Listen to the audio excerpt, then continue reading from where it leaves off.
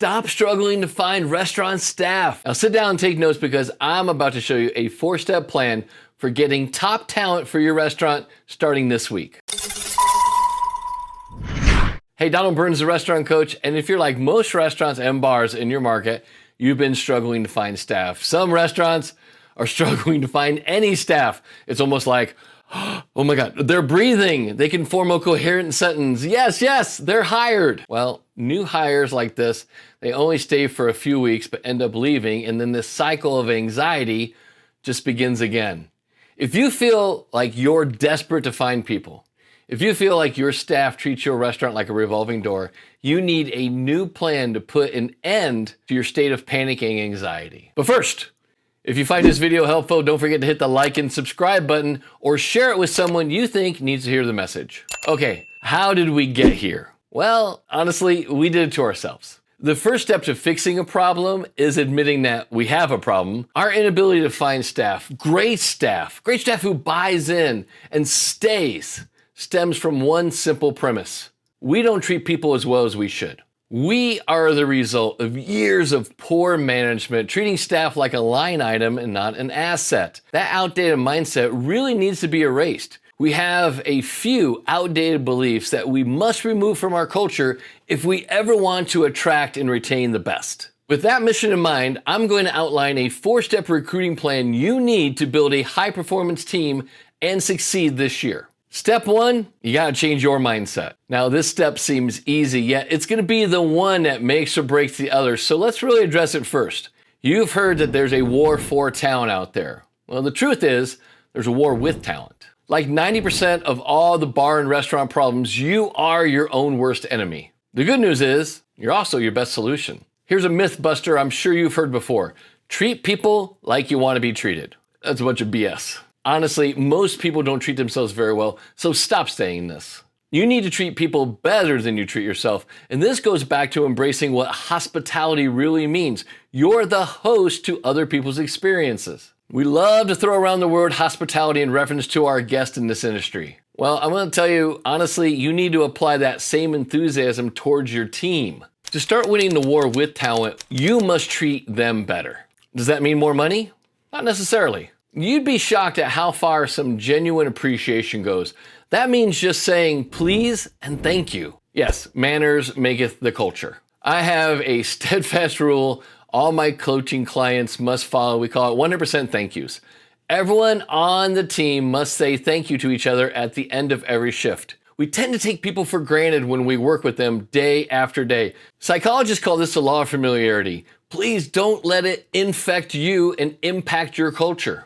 A little appreciation and gratitude have a long-lasting impact on the culture of your business. And here's the very best part. That stuff's free. You should be using please and thank you a lot more. Step 2 is you have to be actively recruiting. The key word here is actively. What's the biggest difference between job ads and recruiting? One is passive and the other is active. When you place a standard, and when I say standard, that means boring, job ad on your favorite online job forum, Craigslist, Post, Indeed, LinkedIn, what you're doing, you're just being passive and you're waiting for people to see it and come running, which they never really seem to do. And then you get bummed out because not many people applied that you had envisioned, and then you panic and you feel desperate for a warm body to fill a blank spot you have on your schedule, and that, my friend, is a bad call. Placing job ads is passive. It relies on hope. If your main recruiting strategy is hope, you're totally screwed. Besides, it's a safe bet that your ad really doesn't inspire people to rush down and apply. Sad to say, but your job ad probably sucks. Your job ad's more like a mini version of a job description when it's like that. And they only motivate the bottom feeders who need a job because their parents are on their butt to do something more than sit in the basement and play video games all day. Struggle is real, my friends. So instead of being passive, you need to play offense. It's time to kind of stroke the recruiting fire and start acting like a talent scout. That means no more sitting on the sidelines. You're gonna have to take the fight to the talent. If you sit around waiting for top performers to come find you, you are missing the opportunity to find them. Why? Because top talent doesn't last long in a competitive market. That's why they're top talent. So how do you actively recruit? I'm glad you asked. Now, many top job sites like Indeed and LinkedIn allow you to actively search resumes in your market. That means that you can pre-screen people ahead, and if you like one that looks promising, you can send them a message. So yes, that means you're gonna need to put yourself out there a little bit and ask people if they're interested. Don't worry about rejection. I'm sure you've heard the word no before. Now, here's a great example of a very, very short script that I would use. Now, I would say something like, hey, I saw your resume here on, let's say it was Indeed. I'm looking for a rock star, whatever the job is. I'm looking for a rock star line cook to join my team at Acme Hardware.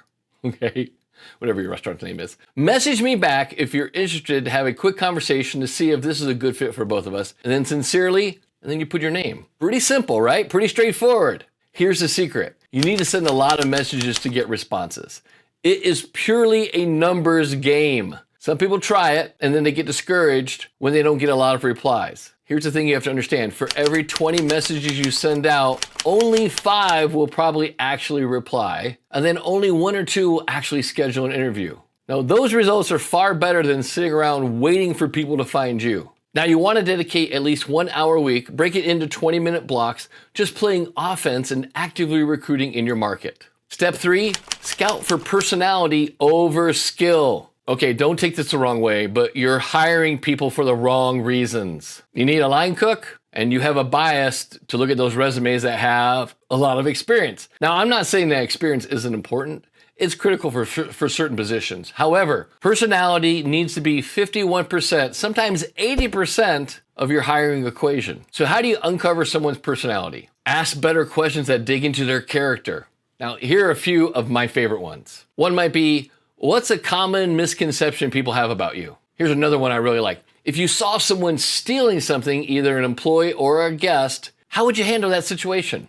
How about, if you could only have one written word on your tombstone, what would it be? One of my favorite ones is, how do you continue your learning? I'm always looking for people that have this kind of desire to learn and become better. Here's another great one. I'd like you to tell me something about yourself that you think I should know about you. Something I wouldn't know unless you told me. Now, here's the thing. If the applicant seems like a good fit in terms of personality, that means team dynamics and skills, then you want to take it one more step and you want to back it up with a behavioral assessment. The tool that really cuts through all the BS and will give you an inner look of how a person will lead, communicate, accomplish tasks, handle feedback, and what stresses them out is a behavioral assessment. People know how to interview. Many will say whatever they need to say to get the job. And then 2 weeks later, it seems as if someone else showed up at work. It's not the same person that you interviewed. Can you relate? A behavioral assessment can save you a lot of drama and money that comes from bad hires. The most common assessments on the market are DISC and the predictive index. Both measure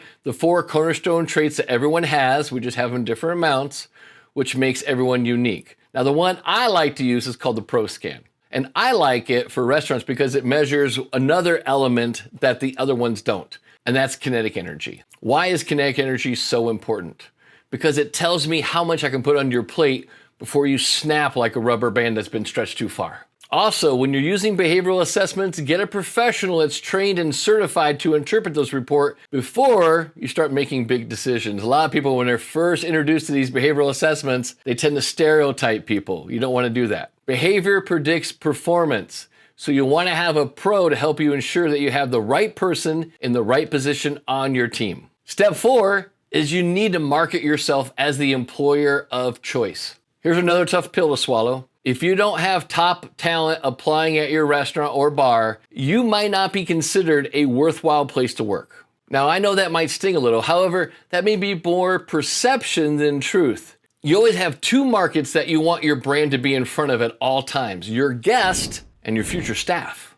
Maybe give all those great pictures of food and drinks that you post on social media a rest every now and then, and remember to throw in some pictures and videos of your team having a great time working at your restaurant. Being the employer of choice means that you're seen as the place to work. You earn that status in your market by showing people on your team enjoying themselves at your bar or restaurant.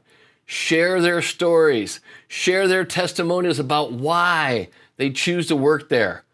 You want to put some energy into showing that your team experience really stands out. This year, I really want you to make a shift, and I really want you to focus just as much on your team experience as you do on your guest experience. Take care of your team, and your team will take care of your guest. It's a trickle-down effect of culture that really creates an extraordinary experience. You can't bypass the team and expect everything to run smoothly in your restaurant. So let's wrap this up. Remember that recruiting is a year-round endeavor. It's not a part-time thing. You have to do it all the time. I have 4 things I tell my clients to be doing all the time. Always be recruiting, always be marketing, always be training, always be learning. You must keep that marketing machine and that recruiting machine well fed and going full steam all year round. And just like you do for marketing, you got to think of this recruiting machine as that's my machine for talent. You need to be at the top of mind for future talent that's looking for a job. You always want to be on top of mind because when they need you, they want to come work for you. And P.S., if you ever need to update your entire hiring system, then join my #1 group accountability coaching program for independent restaurants called Restaurant Masterminds. We meet on Zoom twice a week, and you have 24/7 access to my complete online training library called the Restaurant Coach University, which currently has 28 on-demand courses and contains over 400 hours of training, 380 downloads, templates, spreadsheets, and PDFs, so you can actually start making more while working less in your restaurant. Stop settling and join restaurants from around the world. We've got like 23 countries and counting that really are learning how to work on their business and not in their business. Head over to restaurantmasterminds.com to sign up. In the next video, I'm gonna show you how to really create that culture of excellence.